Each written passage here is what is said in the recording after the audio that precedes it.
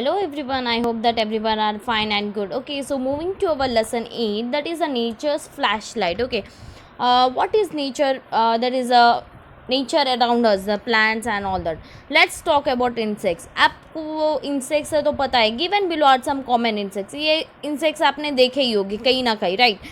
A ladybug, an ant, a mosquito, a butterfly, a bee, a cockroach, a housefly, a dragonfly, and a grasshopper, right? Find out about this creature. Okay, now moving to our lesson, now we shall read about a very attractive insect, a firefly. आपने नाम तो सुना ही होगा firefly.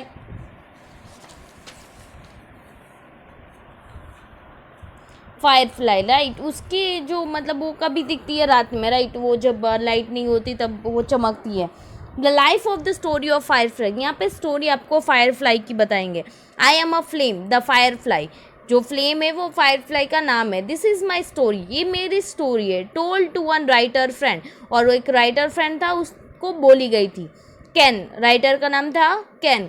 He asked me a lots of questions and I answered him in a flashes of light, one for yes and two for no. तो जो Firefly बोलती है कि वो ऑथर राइटर है जो मुझे क्वेश्चन करता है, मैं आंसर देता हूँ फ्लैशेस के, जो मेरी फ्लैश लाइट है उससे. वन फॉर यस, एक बार जो लाइट होती है तो यस. टू फॉर नो, मतलब दो बार लाइट करूँ मतलब no. Okay, my mother laid her eggs in the ground after a month, मतलब मेरी मम्मा ने एग्स ले करे थे एक ग्राउंड में. आफ्टर अ मंथ, एक महीने के बाद. I was hatch has a larva, मैं लार्वा में हुआ. Along with my brothers and sister, और मेरे बहुत सारे ब्रदर्स एंड सिस्टर्स थे. We weren't pretty to look at, हम लोग इतने दिखने में अच्छे नहीं थे. Just grubs the larva of beetle, a firefly is a beetle. Okay, but we had a special gift, हमारे पास एक स्पेशल गिफ्ट थी. A pair of strong Jos, हमारे जॉस होते वो बहुत स्ट्रॉन्ग थे. With this equipment we were able to overpower slugs, worm and even snail and make them our food. और हम लोग इसकी वजह से हमारा जो खाना है वॉर्म्स और स्नेल्स को खा सकते हैं. वी एट अ लॉट, हम लोगों ने बहुत सारा खाना खाया. We spend about a year crawling below and on the surface of the ground, हम लोग एक ईयर पूरा मतलब ट्रीज पे बैठते थे, पत्ते खाते थे, and living on the surface, eating and eating. In the time some of us just disappear, उस टाइम पे हम लोग आधे आधे डिसअपियर हो गए, मतलब गायब हो गए. Snap up by other creature, और आधे लोगों ने हमें खा गए, जो अदर दूसरे क्रिएचर होते उन लोगों ने हमें खा लिया. That life I suppose.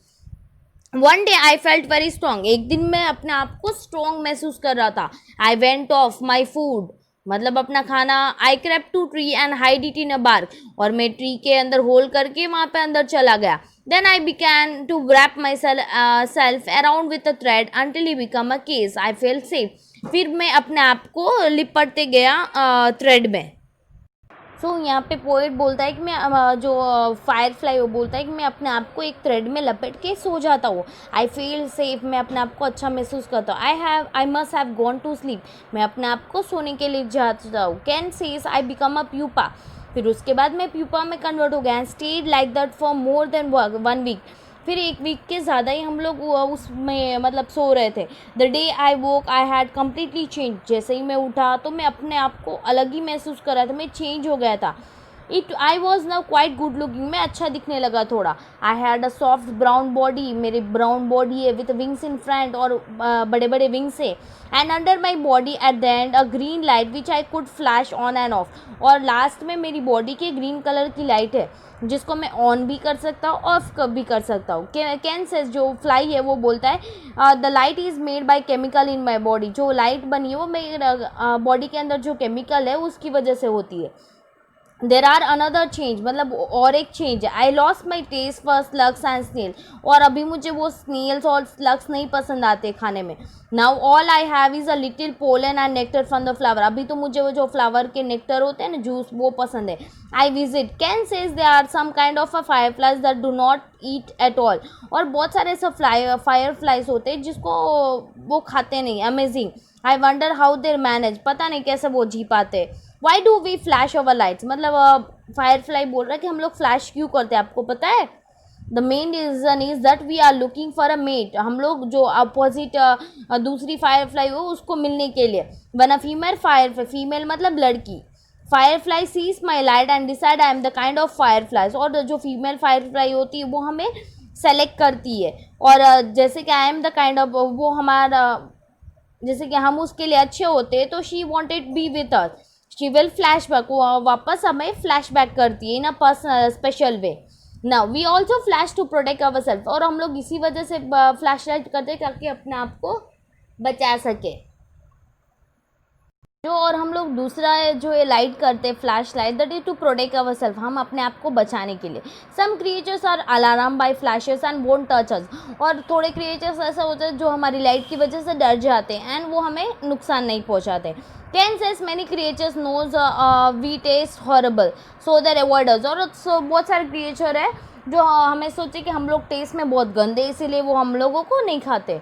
Well I don't know, once I saw a frog at night, एक रात क्या हुआ कि एक फ्रॉग था। I ate so many fireflies that it glowed, और फिर वो फ्रॉग ने इतने सारे फायरफ्लाइज खा लिए कि उसके पेट की बत्ती जलने लगी।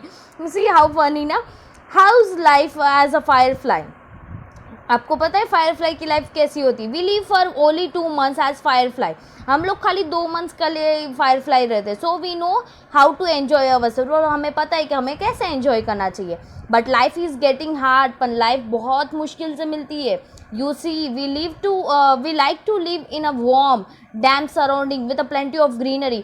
आपको पता है कि हम वार्म में मतलब गर्म जगह पे रहते हैं, surrounding with a plenty of greenery, जो ग्रीनरी आजू बाजू वो उसके plants and all that.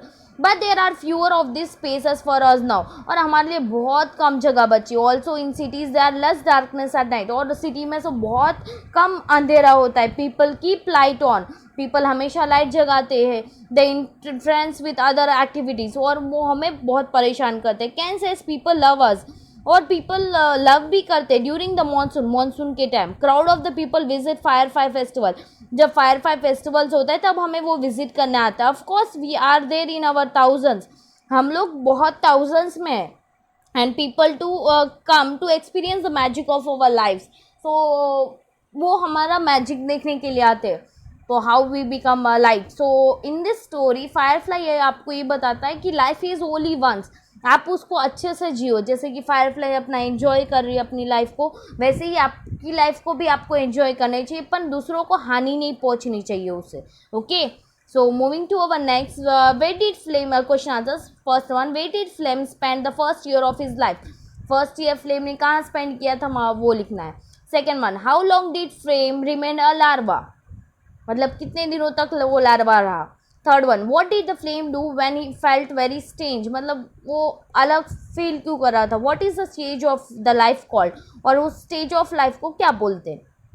Fourth one, what 3 changes took place when the Flame become a firefly, मतलब क्या 3 चेंजेस हुए उसके बॉडी में। Fifth one, what 2 reason do firefly flash their light, मतलब कौन से 2 रीजन है जिसके कारण वो फायरफ्लाई लाइट करते हैं।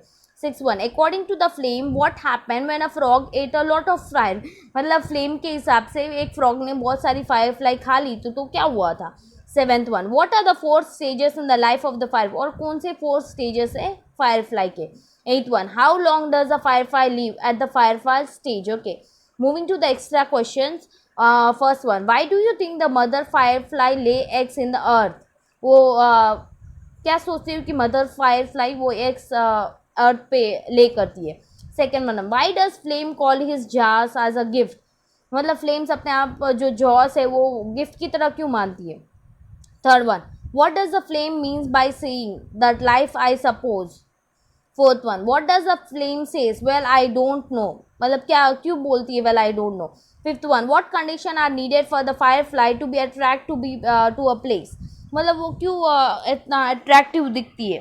Now let's talk, Ivan is making a long distance call home, तो आइवन जो इंसान है वो कॉल कर रहा है। The line is bad and part of conversation is lost, और लाइन थोड़ी क्रैश है तो यहाँ पे ब्लैंक्स है वो हमें फिलअप करनी है। Okay, Sheela, hello Ivan, where are you calling from, right.